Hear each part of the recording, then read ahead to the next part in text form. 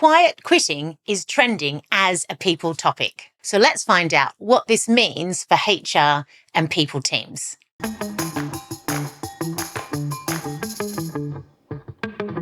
First, what is quiet quitting? Well, TikTokers are posting, logging off on time, muting Slack and Microsoft Teams, and then talking about the benefits of doing just enough to maintain the job and not going above and beyond. This has gone viral and it's causing a big stir. So why are people quietly quitting? Well, there's a few different schools of thought as to the reasons behind this. The first is that it's actually not a new concept. This idea of work to rule has been around for a while, and it generally reflects someone that's disengaged from their job, often for a reason like a lack of career progression, low pay, or indeed bad management. And what happens is you say, right, that's it. I'm not putting my heart and soul into this job anymore, and I'm going to take some time to find a new one. And you essentially quietly quit while you're doing that. Another theory is that it reflects people that are stuck in a job that they don't like, but they don't really have too many options. So perhaps they're tied to the mortgage and they need the money. So instead of quitting, they essentially switch off and go slow. Also, if you put this into the context of the Great Resignation, people have a little bit more leverage. So you're not going to get sacked for going slow because there's staff shortages and a war on talent. So this means you can effectively quietly quit, but keep the job. As pointed out in an article by The Guardian, others think that this represents a whole reevaluation of social norms and the rejection of hustle culture. Off the back of the pandemic, we're all feeling pretty burnt out. And there's been this blurring of work and personal life to the point that there's just no downtime anymore. An element of the Great Resignation is people seeking out new careers that are more aligned to their values, be that charity work or fighting climate change, or maybe even a job that just gives you more creativity and fun. So what quiet quitting starts to represent is people saying, well, you know what? I'm not going to invest as much time and energy into this job that I'm kind of stuck in. And instead, I'm going to use any spare capacity that I have to really go after an activity that gives me more joy and is more aligned with my values. Is quiet quitting bad? Well, yes. If someone is disengaged from their job, something's going wrong. And unfortunately, this often reflects a negative organizational culture, perhaps a lack of career progression, or also a lack of autonomy and trust in the work environment. But we also need to be mindful that performance naturally varies.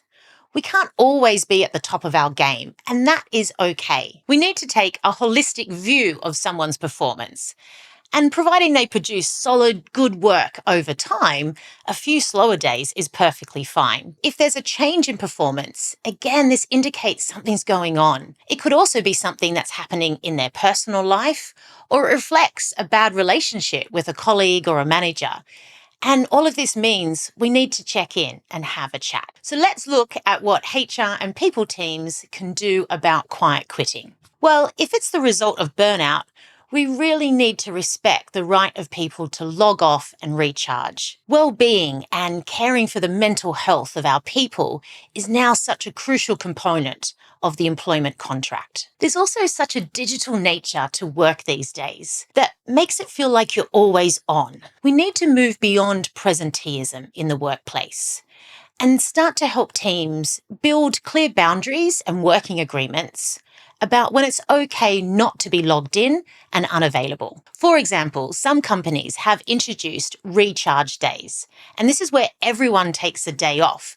So you don't feel like you need to check emails or make sure you're available for a call.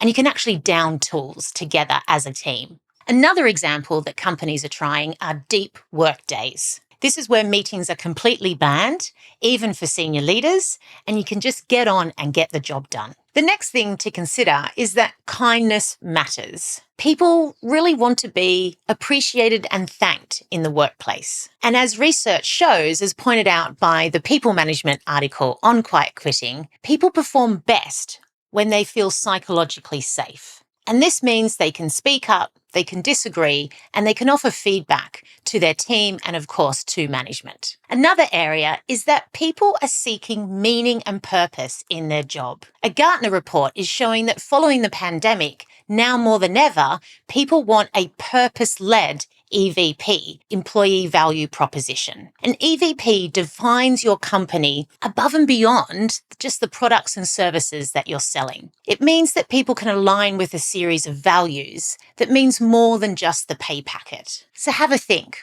What is this purpose-led EVP for your organization? Can you connect to a social cause, something like going net zero or contributing to the wider society and community?